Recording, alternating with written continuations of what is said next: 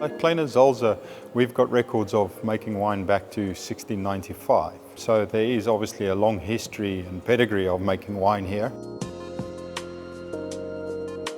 The story that we're concerned with starts in 1996 when Cobus Besson, the current owner of Kleine Zalze, initially purchased the property and decided to redevelop it from a vineyard point of view, as well as to redevelop and modernize the winery and start a new Kleine Zalze, for lack of better words. Now, on the top of the hill of our vineyards are these beautiful, deep, relatively clay-rich soils, but with enough gravel. It's a little iron sort of stone. We refer to it as coffee clip, that run through the profile that gives good drainage, but you get a freshness and an elegance to the wines. And they work particularly well with Cabernet Sauvignon. So it's probably about 65% will be Cabernet Sauvignon. Various clones and various rootstocks matched to specific sites. So Cabernet is a big strength for us, but then some of the sites lower down, there's some really good Shiraz sites. There are small pockets of things like Cabernet Franc and Merlot, but those are more as complements to the Cabernet. As a winery, we are really trying to focus on getting the best out of our terroir and finding balance. And that balance is also trying to look at an elegance. And really, over the last 7 years that I've been here, RJ, who's the head winemaker, and myself have really been working very hard on how to add an element of freshness and a balance into the wines.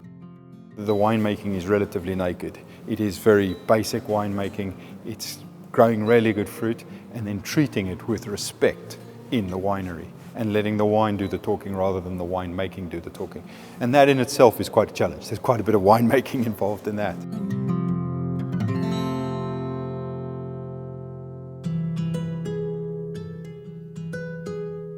We're Stellenbosch based. We do work with some other components as well, specifically on this wine with the Mourvèdre that in Stellenbosch sometimes struggle to ripen.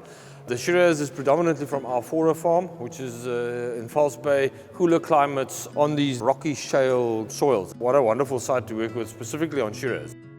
We crush it into tanks and stainless steel tanks and only give it very soft, gentle pump overs to extract, and then into barrel afterwards. You know, Mourvèdre needs to be very ripe. We tend to not bring it in as ripe as we used to. We bring it in a little bit earlier, and it brings that leatheriness into the blend. Mourvèdre can also be very structured and powerful wines if you don't treat it nicely. And the Viognier, every time we do this blend, I just remember what valuable tool Viognier is in our industry, and specifically with blends like this. You know, it's that very apricot-y, very sweet, almost always very ripe wines. And you add a 1% or a 2% in a blend like this, and it just changes the blend completely. And it brings out that floral edges of Shiraz and the leathery notes of the Mourvèdre, and it just softens up the whole wine. One of my favorite wines as well. I think this is definitely a bit of a step towards Rhone. Very youthful, very fresh, a little bit of a whole bunch component, a fun wine to drink.